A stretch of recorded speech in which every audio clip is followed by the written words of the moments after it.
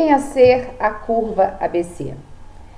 É um estudo específico de gestão que vai levar em consideração o nível de importância de um determinado produto, quanto ao seu valor de custo e quanto à sua capacidade, quanto à sua saída, quanto à sua venda, ok? Observa o seguinte, a curva ABC, ela foi gerida, ela foi criada, ela foi concebida por Pareto. Pareto foi um estudioso, economista, que verificou o seguinte, em pesquisas estatísticas, ele validou que a concentração de riqueza de um país, normalmente ela fica na mão de 20% e 80% do restante das pessoas, ou seja, da população, que também é economicamente ativa, não obtém essa divisão de riqueza. Na verdade, cria a base para que esse 20% tenha essa riqueza. A partir daí, ele começou a desenvolver estudos estatísticos para verificar o porquê desse acontecimento, o porquê dessa lógica. Em estoque, nós temos a curva ABC como um indicativo de quais são os 3 principais produtos que devem ser incentivados e ainda que se deve observar quanto aos critérios de maior produtividade e menor custo, maior custo e maior produtividade e ainda maior produtividade e maior custo. Esses são os indicativos da curva ABC. Na aula em slide que vocês vão ver no Moodle, isso está expresso aí de uma forma mais exemplificada, de uma forma escrita, ao nível de auxiliar na compreensão melhor. Mas a via de regra seria o seguinte, eu tenho 3 produtos, produto A, produto B, produto C, que fazem parte de uma linha de 50 produtos. Porém, esses 3 produtos são aqueles que mais me chamam a atenção. Em que quesito? Venda, ou seja, quantitativo de vendas, lucro e, especificamente, custo. Vamos supor que o produto A,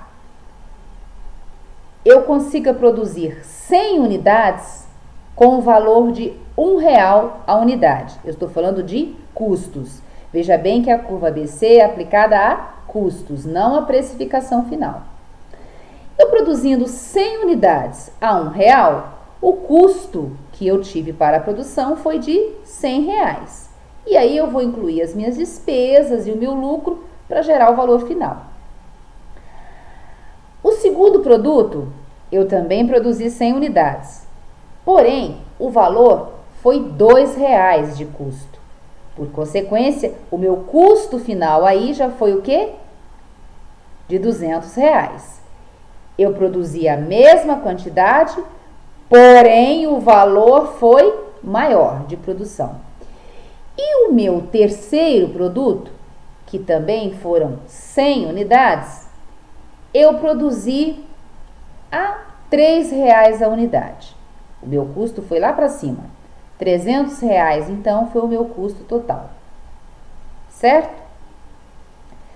Como que eu poderia expressar isso na minha curva ABC? Considerando o A como principal vértice, o B como vértice principal da curvatura e o C como o final dessa curvatura. No A estaria o produto que eu investi menos na produção, produzi uma quantidade igualitária, nesse exemplo aí, e que ao final, lá na venda, eu consegui ter uma efetividade de venda melhor. Ou seja, aquele primeiro produto que foi 1 por 1, que eu gastei R$1 para produzir um produto, vamos supor que ao sair eu consegui, incluindo as despesas e incluindo o meu lucro, vender por R$3. E aí eu posso contabilizar como lucro bruto R$2, porque o custo foi baixo e a quantidade de produção bem mantida. Em cima, no meu item B, eu tive qual produto? Eu tive o produto que eu tive que empreender o dobro do valor por produção. Cada unidade, o meu custo foi R$2. Ao final lá, o meu lucro bruto, ele vai ser menor, vocês concordam? Por quê? Porque eu ainda vou incluir despesas e lucro. E ainda eu tenho o produto C, que eu tive que empreender um valor 3 vezes acima do valor inicial. R$3 para a produção de um produto. Nessa expressão dessa curvatura ABC, eu tenho o item A, que seria a priori mais vantajoso, afinal, meu custo foi menor e a produção foi de 100 itens. Mas e no final lá? Eu consegui vender? O meu lucro bruto, ele foi um lucro considerável? Esta é a consideração da curva ABC. É quando eu consigo reduzir custos, porém aumentar o lucro e não necessariamente manter esta curvatura. Pode ser, por exemplo, que o produto B, aonde eu tive que gastar R$2 por produção, eu consiga vender ao final por R$5. Por consequência, o meu lucro bruto ele será o quê? Maior ou menor do que o produto A? Maior. Eu tive um gasto maior com custo, porém eu tive um lucro maior também, certo? E aí, neste caso, na minha curvatura ABC, o que vai ficar como o item principal dessa curva é o segundo produto e não o primeiro, ok? E o terceiro, que eu gastei R$3 por unidade. E se ao final eu conseguir vender por R$10, incluindo aí despesas e meu lucro, e o meu lucro bruto foi aí de R$7. Obviamente que eu estou falando em lucro bruto, tá? Não estou deduzindo despesas e nem encargos sociais e nem impostos. Se o meu terceiro produto, apesar de ter um custo alto, teve um lucro, eu consegui, eu obtive um lucro bruto alto, ele representa o ápice da minha curvatura ABC. E aí, neste caso, eu vou ter que fazer o quê? Inverter. Eu vou ter que colocar no B o produto que foi mais lucrativo, apesar do custo ter sido mais alto. No A, o produto que foi menos lucrativo, apesar de ter um custo mais baixo. E no C, aquele que ficou equilibrado, que tanto o gasto com o custo quanto a rentabilidade final, o lucro bruto, não teve uma expressividade diante desses dois. Vocês entenderam, alunos? Nos nossos slides, eu vou acrescentar um pouco mais de explicação a respeito, mas a base do raciocínio é essa. Então, novamente, você inicia a curva ABC com tracejo normal, pegando os 3 principais produtos, ou seja, dentro de uma relação de 1000 produtos. Aqueles 3 produtos que obtiveram um gasto de custo maior, são esses 3 que você vai isolar. Ah, mas tem 5 produtos aqui que o gasto foi o mesmo. Aí eu já vou ter que verificar a questão da rentabilidade, a questão da lucratividade desse produto ao final. Ok? Depois que eu isolo esses 3 produtos dos demais, eu vou verificar o final do processo. Eu vou verificar o lucro bruto. Porque a minha curvatura ABC pode começar com o produto 1, 2 e 3. O A ter o produto 1. no ápice B ter o produto 2, no ápice C ter o produto 3. E quando eu verifico o meu lucro bruto lá final, o produto 3 ocupar a curvatura do ponto B, o produto 2 ocupar a curvatura do produto do ponto A e o produto 1 ocupar a curvatura do produto C. Então, a expressão da curvatura ABC, estudada por Pareto, ela estuda estoque, ela mensura gasto de produção, custos diretos e indiretos, fixos e variáveis, e principalmente ela valida e verifica o final da história, ou seja, o lucro bruto, a capacidade de venda. Observa o seguinte: produziu 100 unidades, vendeu só 30, mas as 30 unidades que vendeu por um lucro 10 vezes maior. Mas e aí? Isso é sazonal? Porque se isso for sazonal, por consequência, no mês seguinte, você pode ter o quê? Um prejuízo. Numa época, por exemplo, como nós vamos ter agora, no Dia das Mães, um produto talvez com um valor elevado de custo e de precificação final tenha uma saída boa, mas esse produto, ele vai ter efetividade de venda com frequência? Ou ele vai ser um produto que neste momento, em função da sazonalidade, de ser uma época festiva, de comemoração do Dia das Mães, ele está sendo bem vendido? Se for assim, eu ajusto o valor para esta época e depois eu faço um estudo onde eu volto o valor inicial, considerando sempre o meu custo como o ponto de partida para o meu preço final. A gestão de custos trabalha todos esses pontos. Ela observa a necessidade de investimento, ela observa a qualidade da mão de obra empreendida, ela observa o tempo que é gasto para a produção, aonde nós vamos estudar na nossa próxima aula presencial, horas de trabalho, homem-hora, certo? Que é o que você empreende para a produção, para que eu possa fazer alocação de custos indiretos. Então, eu, por exemplo, observo que para produzir um celular, eu gasto 2 horas. Para produzir 2, pela lógica, eu gastaria 4. Como que eu mensuro isso de forma que eu gaste 2 horas e meia para a produção de 2 celulares?